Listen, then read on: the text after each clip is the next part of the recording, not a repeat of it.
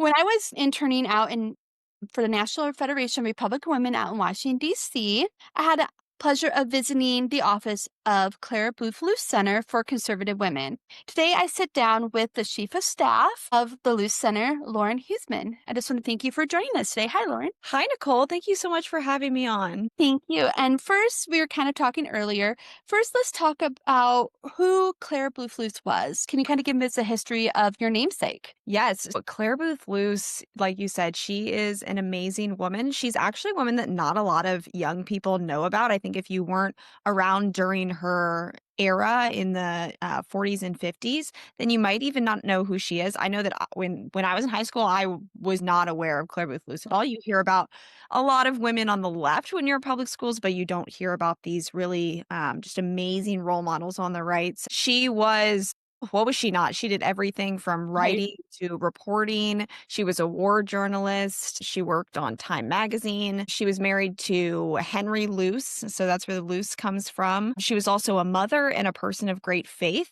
And I think that something that's really significant in her life was the fact that her daughter was killed in a really tragic car accident. So we see that as just such an area of strength for her, where she had this horrible thing happen to her and that she was able to overcome it and come out as a stronger conservative. And that's when she really started to take her faith seriously as well. So, looking to her not only as someone who was really successful in the political realm, in policy, but also as someone who was just successful on a personal level too. And the way that she just carried herself with so much class and grace, it's fun to look through all the people she interacted with that are a little bit more well known, like Ronald Reagan, for example. He and Claire Ruth Lewis had a really special relationship. So we're honored to carry on her name here at the center. And what's really interesting is that her granddaughter, who her name is actually Claire Luce Abbey, she's on our governing board. So it's great to still have a connection in that way to really honor Claire Booth Luce. That is amazing. And can you tell us a little bit about the mission of the Luce Center and its impact on college campuses? For sure. Our mission, so we've been around, just to give some context, we've been around for about 33 years. And our mission is to prepare and promote conservative women leaders. And that, it's a simple statement, but it means so much. And so we do that in several different ways. We have national summits to bring young women together. We have a campus lecture program. We host young women at the gun range to give them firearms training. We have an internship program, which is by far the most valuable program for young women. I'd love to talk about that more. And then we also have mentoring ambassador opportunities. So it doesn't end the ways that different people can get involved. So there is the student element of we're wanting to prepare these women to be leaders, and we want to mentor them, we want to educate them. But then there's also this element of preparing or promoting conservative women leaders who are, just excelling in any area. So for example, Mary Margaret Olahan, who's the White House correspondent for the Daily Wire, she started out as this journalist who was just doing work in to fight transgender ideology, and she ended up writing a book, and then she spoke for us, and then she got a job at the Daily Wire and is the White House correspondent. She's a really good example of someone that we have been really committed to promoting, and she has just become this just huge force in the conservative movement. So that's a big part of our mission too. And then outside of kind of our student outreach and our promotion of conservative women, we also are just really passionate about creating a community of conservatives all over the country and creating a network where people can tap into that. And first of all, just see that there's other people who believe what I believe and that I'm not alone in that. And then to also provide mentorship opportunities, whether that be for family, faith, career, just personal and professional. So we host events here at the center too that are really catered towards conservative women and men of all ages, where they come in and they hear a speaker and then they get to enjoy lunch together. So there's so many different ways that we live out our mission. And yeah, we're just really passionate about helping build up a stronger America through our women. That is fantastic. You said you have so many events around the country. What is some of your upcoming events that you have? I know that you have the National Summit coming up on October 10th. That's just a few days after this will air on October 7th, so I think it's gonna be really interesting to kinda highlight that, but can you just tell us about some of the other events that you may have and a little bit about the conference? Yeah, like you said, we have our College Women's Summit in Scottsdale, Arizona. That is October 10th through 12th. And it's hard to choose a favorite program that we have, but this one is definitely one of my favorites because it is the most crucial experience for young women to be reminded that they, A, are not alone as conservative women, and B, can have the courage to stand up for their values on campus, in their communities. And so we bring speakers together. So for Scottsdale, the summit we're having this year, we'll be having Isabel Brown, who is at the Daily Wire now with the Isabel Brown Show, Reagan Conrad, who hosts the comment section at the Daily Wire, Liz Wheeler is going to be there, Erica Donalds, KT McFarland. So we have an amazing lineup. So young women are going to get to hear from these speakers who just embody what it means to be a successful conservative woman who so perfectly balance the importance of career and the importance of family as well. Because you'll hear all of them say, career has to be in its rightful place. It is important, but we're fans of family and faith as well. And I think that is such an important thing for young women to hear. And so that's an aspect of it. And then I think one really, really important piece of all of our summits is the camaraderie that the students will feel. And, we'll sometimes look through survey responses when we're prepping for a summit from last year. And we get from our summit last year in Nashville, Tennessee, we had answers like, this was the best experience of my life. This weekend was life changing. So something really special happens at these events, and students go home just totally on fire to host a speaker. And that kind of brings me into the other events that we have coming up. So our summit in Arizona is just a few days after this will air. And then we also have campus lectures coming up just around the corner as well. So we have a very cool relationship with a professor at UC Berkeley, which you're probably wondering, how the heck does a conservative speaker get on Berkeley's campus? But he allows speakers to come into his classroom and speak to, it's a discussion-based class.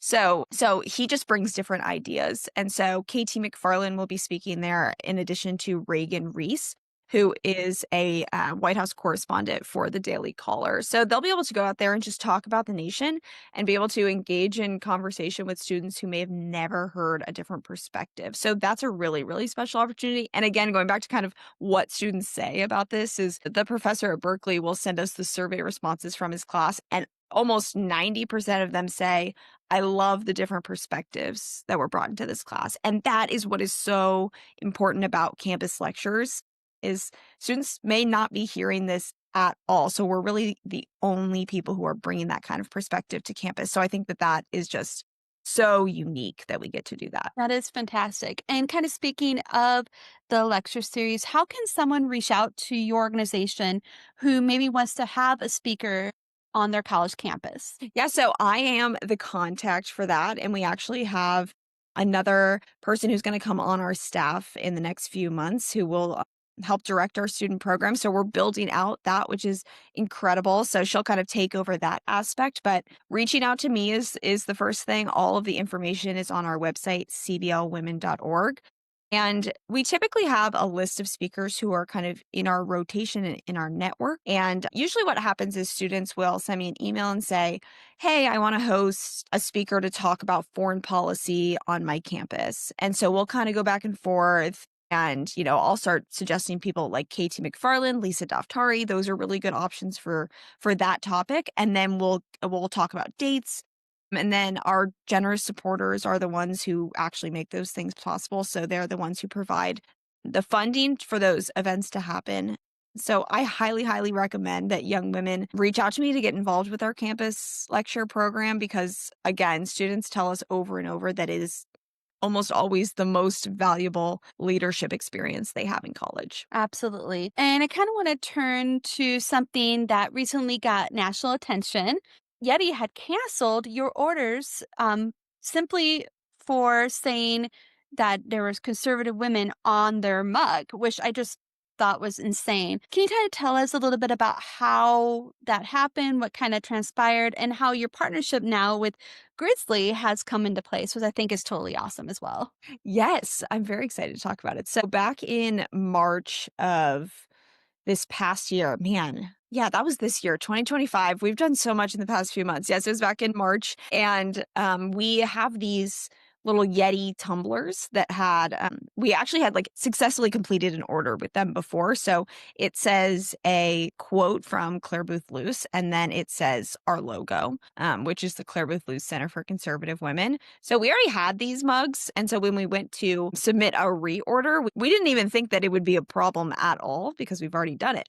So we ended up getting an email from them saying they couldn't print the order because it was, quote, political in nature. And we kind of laughed and said, okay, well, honest mistake. We got on the phone with them and explained that we're a 501c3 nonprofit, which means that we are legally prohibited from being political or being involved in campaigns at all, Right. just an educational organization. And I kind of, naively said, "Oh, they're gonna have no problem with it now."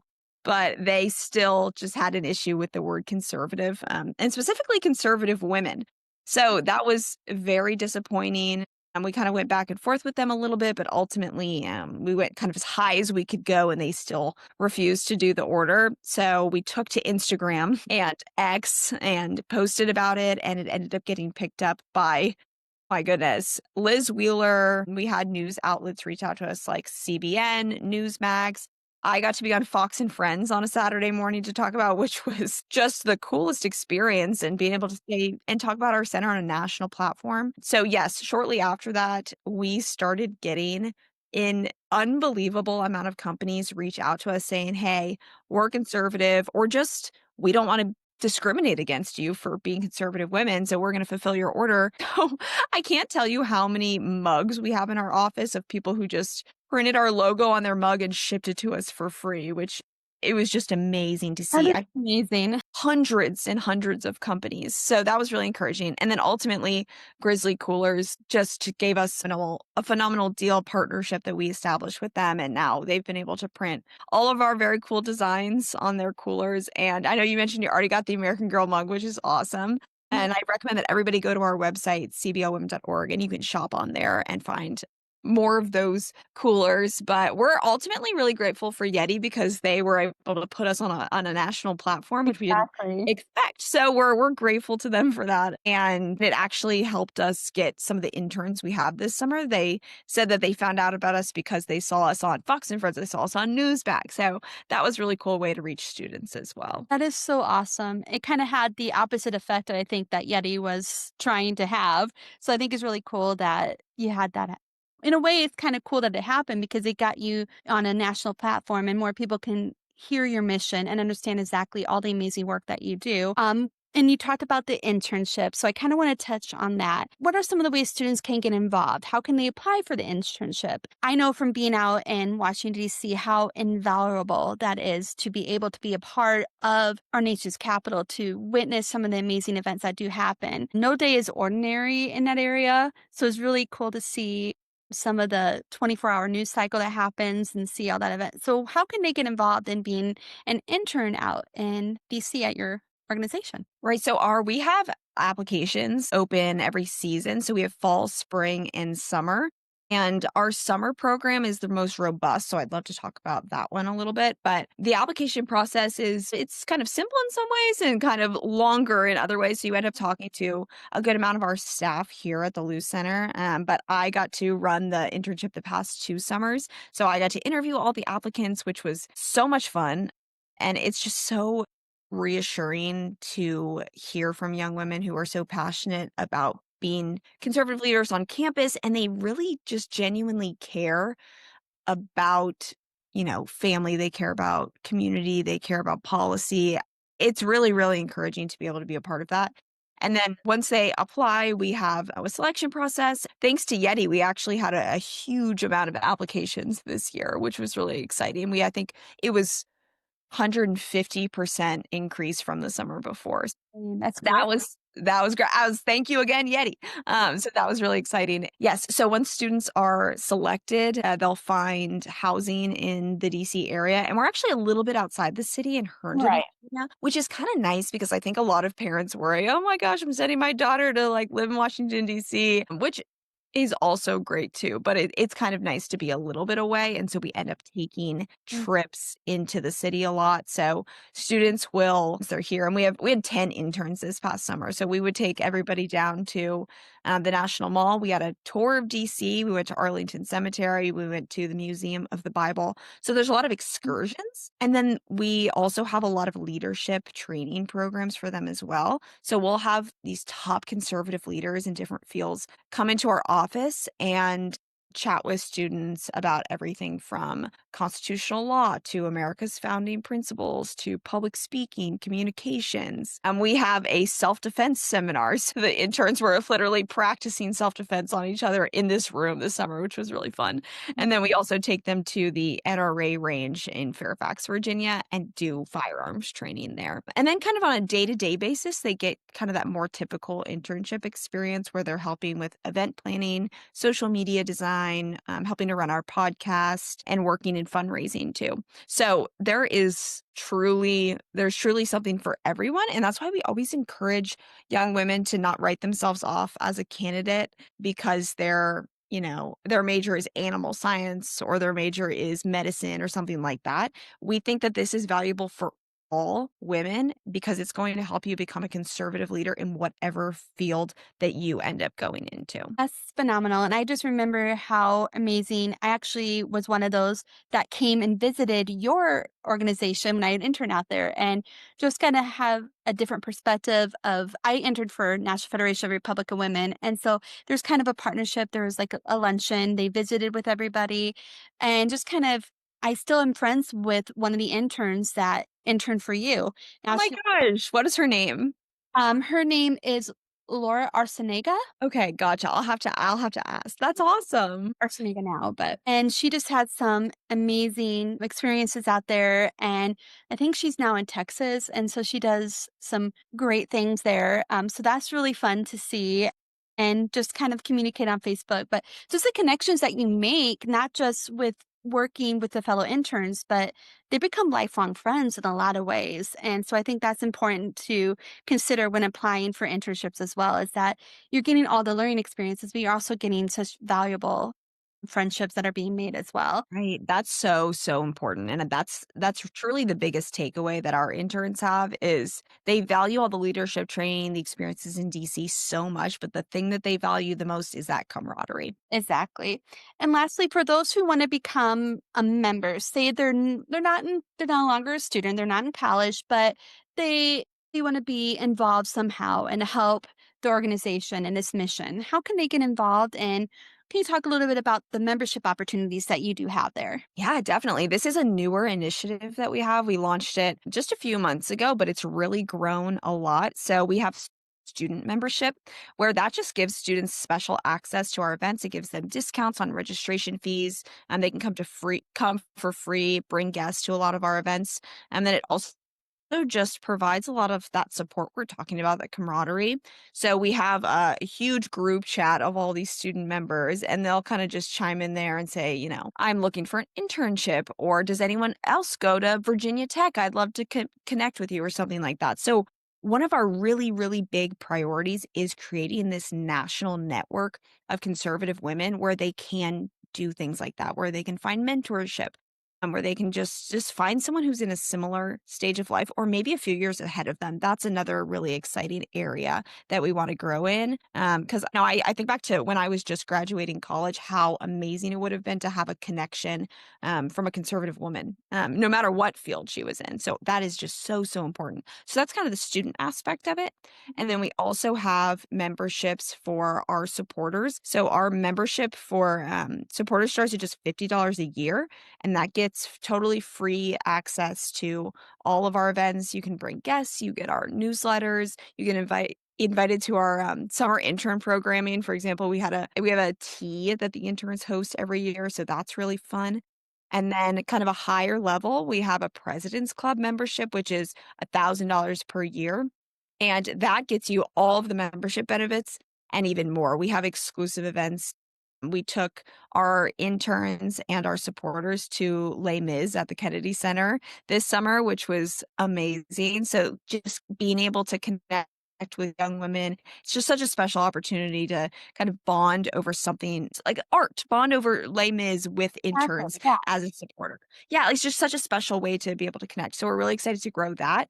But again, I will just go back to that national network of conservative women and really just conservatives in general, because it's interesting how many of our supporters are men too, and they just love the idea of there being conservative women all over the country. So it's being able to connect them because they want to help our young women too. So I really can't say enough good. Whether you're a student, porter, whatever stage of life, highly recommend becoming a member, especially if you're in the DC area, because this is where our monthly events happen here at our center. And then I guess lastly, just kind of tell us anything that you want to that I didn't touch on, anything that you want to highlight about your amazing organization. Yeah, thank you so much for the opportunity to do that. I think that that's something that's really important about us that I should just mention before we end here is the fact that we care so much about the whole person when it comes to working with young women.